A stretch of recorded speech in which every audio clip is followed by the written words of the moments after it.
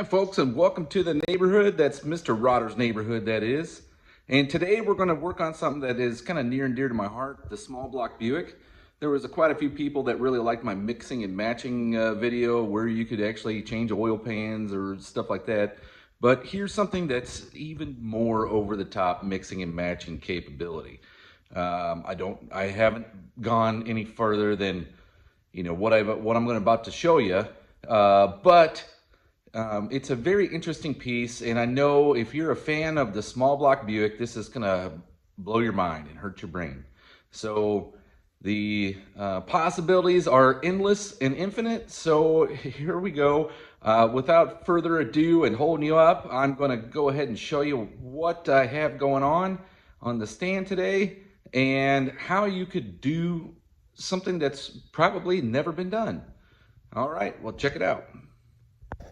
All right, so for you quick-eyed fans, this here is a 300 Buick. It's virtually just a V8 version of the V6 Buick, and it was only used from virtually 1964 to 1967. And most of the parts are, in 64 when it came out, it was very performance-oriented with aluminum cylinder heads and high compression and aluminum 4-barrel intake manifold. But and it was known as the Wildcat 355 engine. But when I had the opportunity to build an engine that I called Jack the Giant Killer, it gave me quite a bit of insight on a Buick 350 or on a Buick 300, the Buick 350, and the Small Block family, how they actually are all very, very similar. Like so similar, it would almost hurt your brain.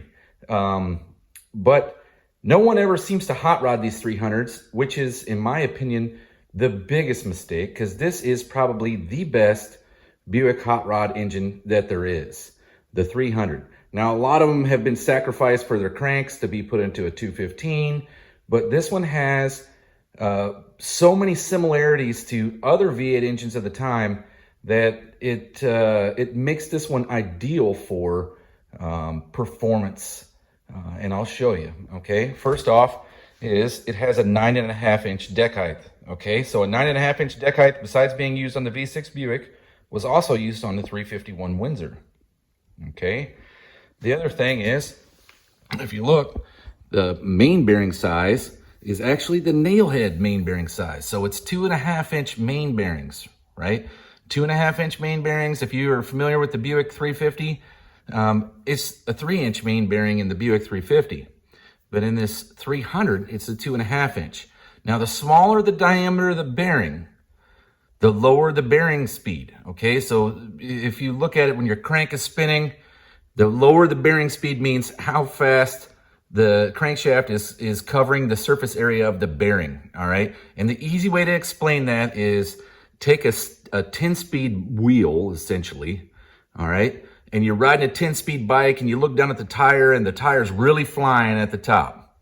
But if you look at the very center where it's attached to the forks or the spindle, it's barely rotating. And that's because it's got a smaller diameter.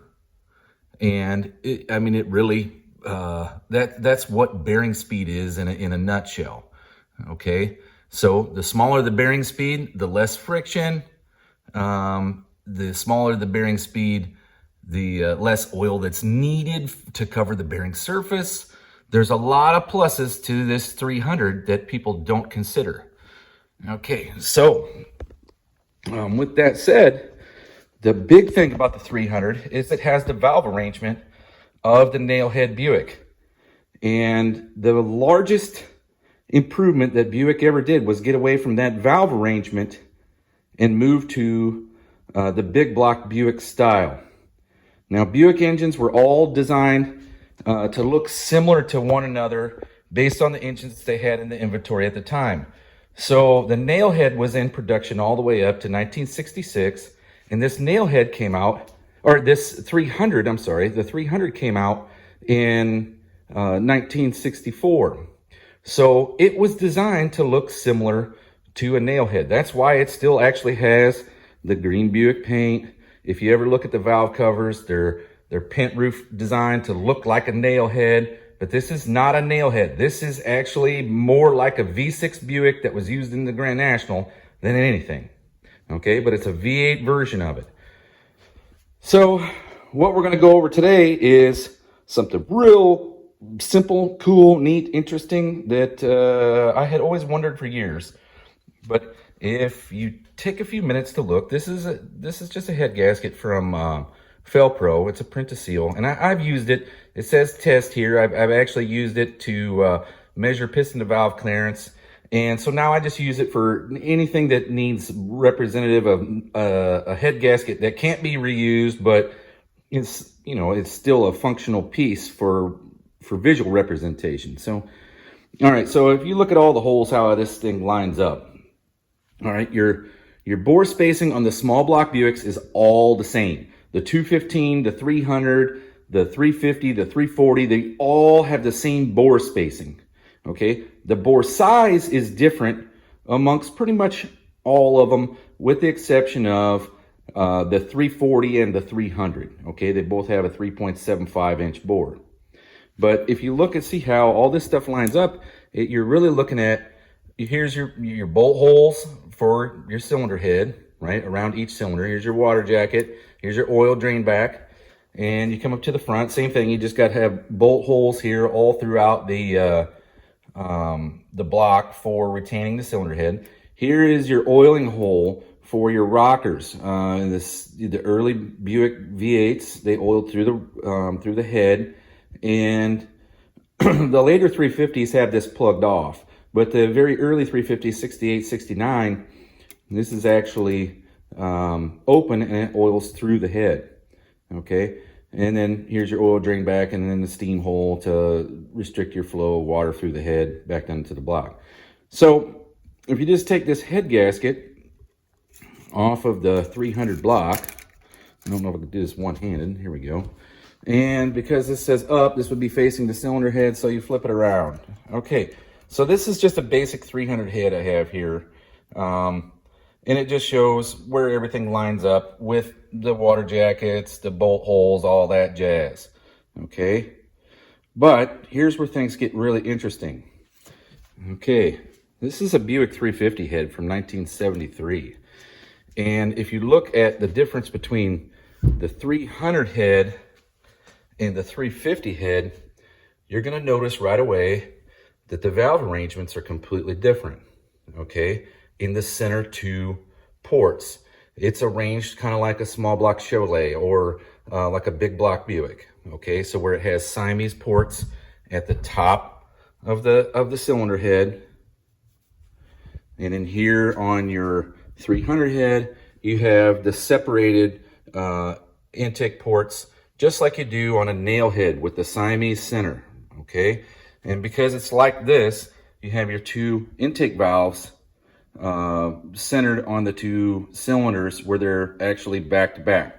If you look at the 350 Buick, you have two exhaust valves centered back to back in the center of the engine. Okay, but the very interesting and neat part is the 300 has fairly small valves. It's like 1.78 and then like 145 or 146 exhaust valve. All right, and then they use a 3/8 stem. Or I'm sorry, 11/32 stem. When you come over to the 350 Buick, the 350 Buick uses a 3/8 stem just like the big block, but the valve sizes are considerably bigger. Now this is a 73 head, so it has the smaller valves of the Buick 350, but it's still considerably bigger than the 300. So this is a 1.8, I think it's 1.88 intake, and then 1.50 exhaust. The 75 and later head has a 1.55 exhaust with the same size intake. All right. The other things that you notice is the chamber. Okay. See how the chamber is considerably bigger, and that's because it has more cubic inches. You come over to this head and the chamber is not as big. All right. So that means you can easily get more compression out of this cylinder head. Now this is a 65 hypo head, and it may be different than the later 67 300 heads, which were used on the 340 as well. But a lot of, and if you're a Buick fan, you already know that compression was generally dictated by the type of piston that was in the engine. So These would be more or less like a closed chamber design because it actually has some quench area inside the chamber. Now, normally that's down here on a closed chambered head, but instead of it being the open chamber, which is almost this entire head because it has nothing here for a quench surface, this head would generate a lower compression ratio, and that's because the engine had more stroke. But if you take your 300 intake or your head gasket and lay it on your Buick 350, this is where it gets really interesting. All of your bolt holes actually line up for the same principles, with the exception of you're going to have a change in these are push rod holes. There's going to be a change in the location of these push rod holes, and they're off just a little bit, like literally like a 1/4 of an inch. Okay, but to get down to brass tacks, I'm going to go ahead and mount this 300 head on the block on one side, and then I'm going to mount the 350 Buick head on the other side. All right, so give me a few minutes. Okay, so here she is. On the left-hand side of your screen is the Buick 350 head mounted to the 300 Buick block, and on the right-hand side is your 65 hypo 300 head mounted on the 300 block. Okay, now there is no difference in bolt arrangement, just the valves themselves, okay? And then you have, like, say, this here is, this was originally a water jacket, which is on the 300, you know, like, it appears this block doesn't block it off, but it doesn't really matter. On the 350 Buick, it doesn't even have it. Okay. So you see, here's the 350 Buick head on this side of the block where it doesn't even have the water passage down here that's blocked off. Okay, but on this one over here, the only hole sticking out is virtually your dipstick tube. Okay, so that's the only hole that's evident.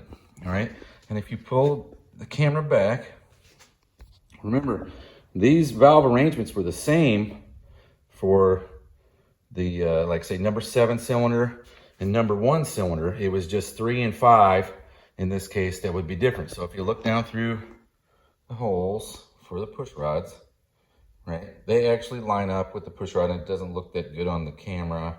Obviously, maybe I got it off to the side somewhat. There we go. Okay, now you can see down through the push rod holes based on where I have the camera held, and it lines up with the lifter bores. Okay, somewhat. I guess it's just because it's in perspective, it doesn't look right, but it does line up. So, but it's the same condition over here on the 350 Buick side, where your number 2 and your number 8 cylinder would have been the same valve arrangement. So the push rod holes are in the same spot. It's just the ones here in the center, and they're only off literally like a 1/4 of an inch. Okay.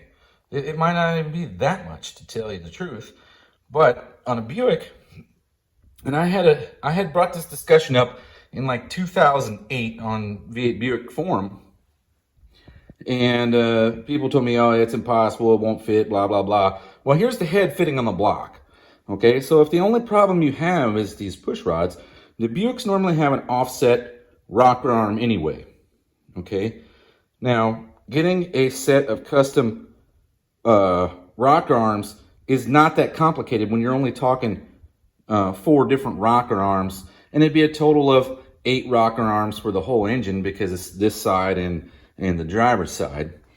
But there's your bigger valves with bigger intake ports, right? Bigger, narrower intake ports are not necessarily, I mean, they look really narrow compared to these, but they're taller. This is just like what makes the LS kind of famous is the big, tall intake ports. Big, tall intake ports lead to high velocity of air, which generates a lot of torque. Okay, so there's no problem with running these big, tall intake ports, especially after you open them up and clean them up a bit. Now this head looks like it may flow better because it doesn't have as much of the push rod pinch as it does over here on this head.